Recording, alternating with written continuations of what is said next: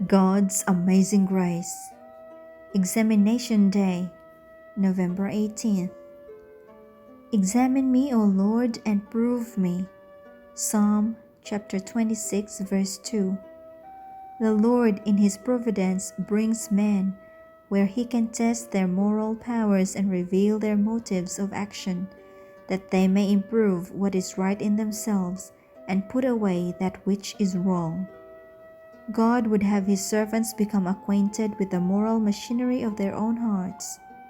In order to bring this about, He often permits the fire of affliction to assail them, that they may become purified. True grace is willing to be tried. If we are loath to be searched by the Lord, our condition is serious indeed. God is the refiner and purifier of souls. In the heat of the furnace, the dross is separated forever from the true silver and gold of the Christian character. Jesus watches the test. He knows what is needed to purify the precious metal, that it may reflect the radiance of His divine love. I entreat you to examine yourselves whether ye be in the faith. Prove your own selves. 2 Corinthians 13 verse 5. To maintain the warmth and purity of Christian love requires a constant supply of the grace of Christ. In this season of conflict and trial, we need all the support and consolation we can derive from righteous principles, from fixed religious convictions, from the abiding assurance of the love of Christ, and from a rich experience in divine things.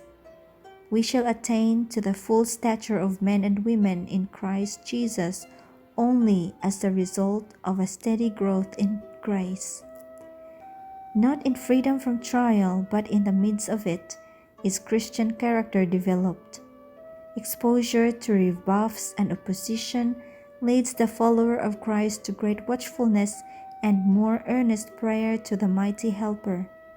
Severe trial endured by the grace of God develops patience, vigilance, fortitude, and a deep and abiding trust in God. It is the triumph of the Christian faith that it enables its follower to suffer and be strong, to submit and thus to conquer, to be killed all the day long and yet to live, to bear the cross and thus to win the crown of glory.